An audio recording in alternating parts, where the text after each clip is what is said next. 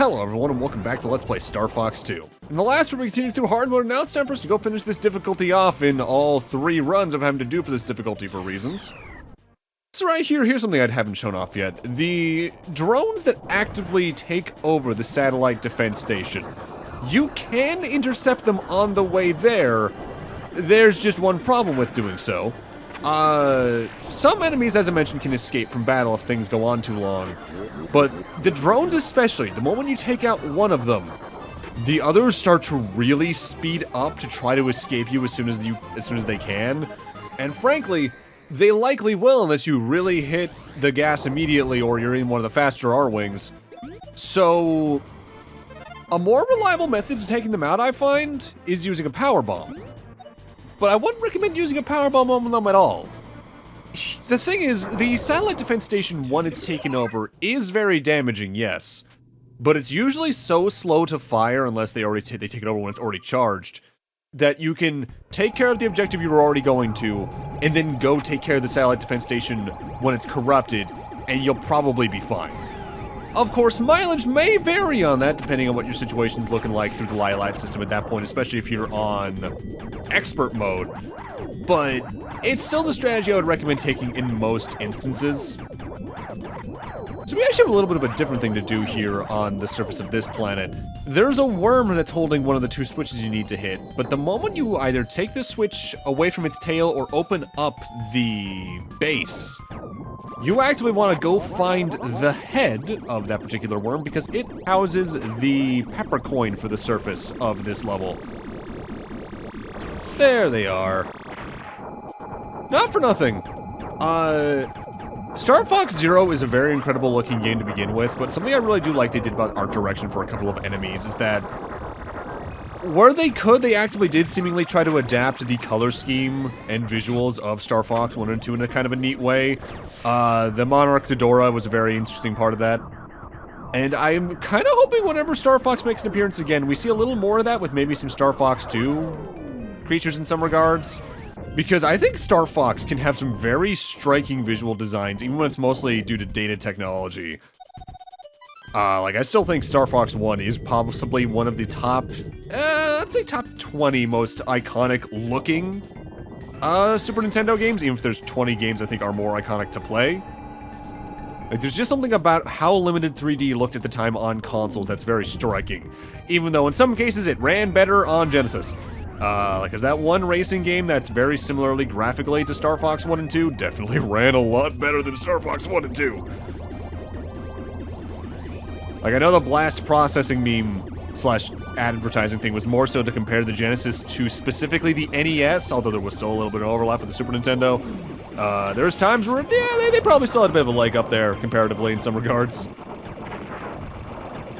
Also, because I don't think I've addressed it directly yet, the blue spheres that most enemies drop, that is the health pickup. They can drop, again, anything that you can use to get power-ups. They can drop twin blasters, they can drop whatever sub-weapons they want, but it is completely random, and it is gonna be health. At least it feels like 80% of the time.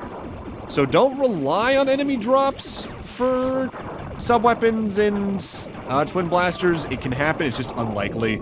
You're more likely to find it happen from either larger enemies or missiles, which is a little more reliable, but you should just look for guaranteed drops, which there are some here and there, and they're usually just placed in a level.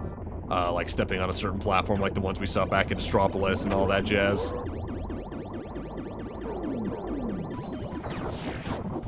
Thankfully, this is, yet again, just a pretty standard core. We've dealt with several of these at this point.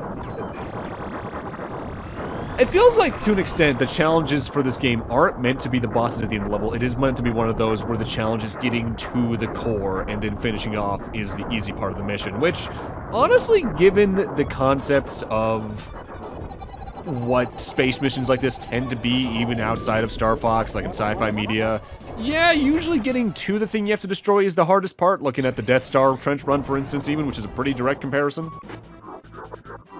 But that's every stage that we haven't seen for hard mode thus far, so now it's time for the other battlecruisers to spawn in. And now we're going to speed up through the rest of this difficulty up to Astropolis, where we're going to do the same thing we did back on the normal mode run, where we start with the footage from the original playthrough I did a few parts back, and then for a brief second we flash back to this playthrough for another pepper coin over at Astropolis, essentially. Because the thing that was happening back in normal mode, where there's a pepper coin on both routes of Astropolis, they do the same in the other two difficulties as well, which, as I mentioned back then, not the biggest fan of, but oh well. Mind you, I say that, but it is mostly to reward additional playthroughs, which the game does actively incentivize doing even after you get all the pepper coins in the level, which we'll talk about more toward the end of this particular part. And in fact, there's even a way it rewards doing that in expert mode that I'm going to talk about directly then, which is a pretty interesting way to play the game, but it's like the one thing I'm not showing off because of the precision it requires compared to the rest of the game. So like we did last time, we have a split path here, but you want to keep an eye on the minimap because behind the T intersection is not only a shield square for you to recover your health, but also the first pepper coin for this particular level. If there's something I do remember surprising me when I did my first run of higher difficulties for this game, it's how little Astropolis does ultimately change during the main level portion. The biggest changes, design-wise, are where the pepper coins are located. A lot of the hazards are in the same place, it's just the amount of enemies that really changes here, on top of what happens during the Andross boss fight. We'll get more into that in a few moments, though. Gotta say, though, if there's something that is actually very effective at keeping out Fox and crew in this game, it's doors like this, and a type of wall we've seen a couple times already, where it looks like a solid wall, but there's a little prong that comes out of it to fire some lasers at you here and there. That sort of looks like the... Gonna be kind of a strange comparison in some regards. The little eyeball that comes out of the door to Jabba's palace in Return of the Jedi, it looks kind of like that. Here's one right here. This thing is surprisingly annoying because you can't actively, like, try to clip through it. You do need to actively destroy the node in order to get through the wall here. It's one of Andross's best security measures, and I'm surprised he uses it in as relatively few bases as he does throughout the 3 difficulties. Alright, so now here we are at the final intersection, and we still want to head to the south because there's still some important pickups to get down here, particularly if you're lower on health. If you were listening there, though, you might have noticed we just heard a door closing sound. On the higher difficulties, you actively get trapped in this room until you defeat this particular enemy type I'm looking at right now.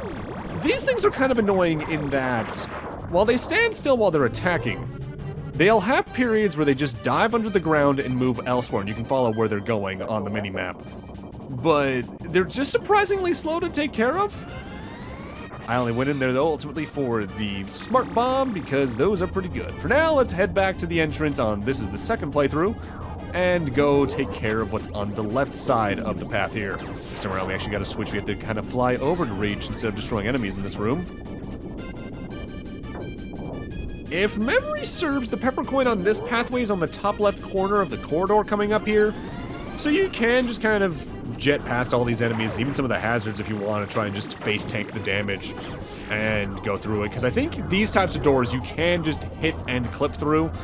And you don't have to worry too much in this game about that, because this game, from memory, doesn't have the wing destruction mechanic that's in most of the other games where if your wings get damaged, your lasers get downgraded and all that, and your mobility's worse. No, that's not here at all. You don't have to worry much at all about damage except for your actual health. Which in some regards makes this game a little bit easier than some of the other games in the franchise, but that's only when it comes to the actual fighting mechanics anyway, which this is already kind of an easier game than most of the others in that regard. Again, most of the difficulty comes from the tactics stuff. Alright, let's head back to the main playthrough footage and go take care of Andross once again. You are improving, Star Fox. Thank you. Phase 1 is entirely unchanged. We are going to have the core here we need to take care of, the firing pyramids on the corners of.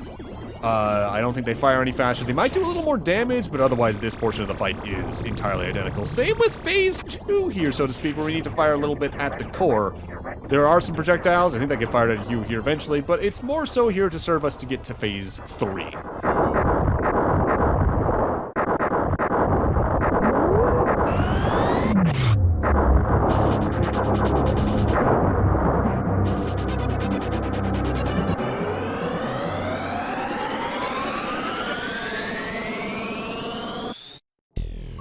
You are just a puppet of that fool Pepper. I have not forgotten what you did to me before. Alright, phase 3 is a little more aggressive here on hard mode, but it largely plays out the same. Target the eyes, and if you hit it strong enough, you can stun it and prevent it from actually firing its eye lasers out of itself. Not a lot to worry about here. It can occasionally grow invisible to try to move across the plane, which I think it starts doing on hard mode and above instead of just straight up moving. But again, not much to worry about. Where the real problems in this phase come from is the now added phase 4, where the face unfolds a bit and reveals a little bit of something else behind it. You can even see flashes of something a bit more. In fact, at this point, it starts to resemble a certain fight from another game in the series a little bit more. This phase has some annoying attacks in these particular projectiles, which are pretty hard to dodge. You really need to use the barrel roll to avoid damage there. Using smart bombs here is pretty good because it does good damage to the main face, but just fire at where the face should be, and you should do fine. You don't need to worry about hitting the hands here at all, like some of the other games in the series. At least not yet. I honestly think this is a pretty easy phase, and it makes getting to the playthrough a little rewarding because you don't have to worry about the fight itself being too difficult. And then you hit the final phase, which is the same thing as it was last time. Shoot the core some more. Like with normal mode, I'm going to be silent during the ending and credits, so I can talk more about my thoughts during the final credits roll on expert mode. But before we have to do that, we're going to have to talk about how to unlock expert mode. More on that in a few moments.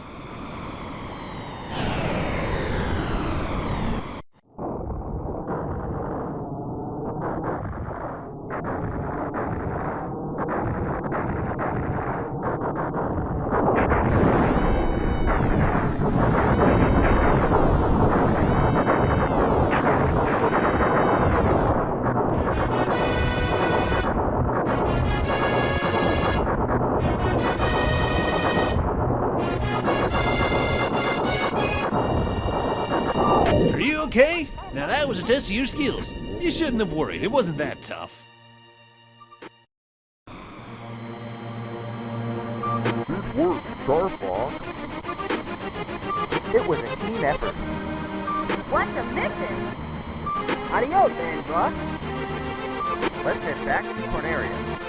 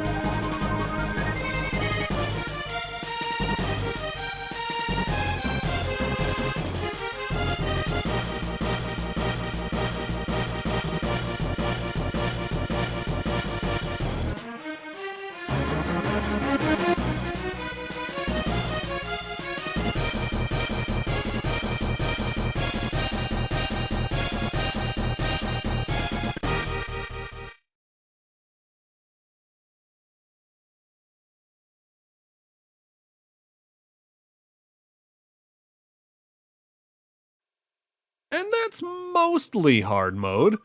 For now, let's take a look at our score. Because there's more carriers to destroy and more planets to rescue, you're almost universally going to get a higher score and rank here on hard mode. Your highest scores will always come from the highest difficulties. Usually I can eke out a mid B rank on hard mode, no problem. Sometimes a high B rank, but that's a little harder to get. Also, if you haven't noticed, my name scheme for the high scores is a portmanteau shorthand of the difficulty and which playthrough number it is, so that's hard 1. And now let's go take a look at the results from the second playthrough, where I did the lighter 3 stages. I think I generally did better on this run from memory on the damage scale. Oh no, I did worse damage scale, whoops. But now, here's the thing. So there are 3 difficulties in the game, we can see that much on the game start screen. But beating hard mode is not enough to unlock expert mode. You specifically need to beat hard mode a certain way to unlock expert mode. How's that? You need to beat the difficulty without any damage happening to Corneria, which means you need to take your time and just focus on protecting the planet as much as you can. So it's time for our third hard mode playthrough where I do just that. We're going to be handling this by and large the same as we handled the later normal and hard mode playthroughs, where it's just going to be sped up and I'm skipping the actual events, just so you can see how I'm going about managing the more important thing for this portion anyway, the damage of Corneria, by focusing entirely on the overworld screen. But I should note, if you're paying attention carefully to the screen, there's something new in the Lilat system right now. Right here on the top right corner near Macbeth, there is now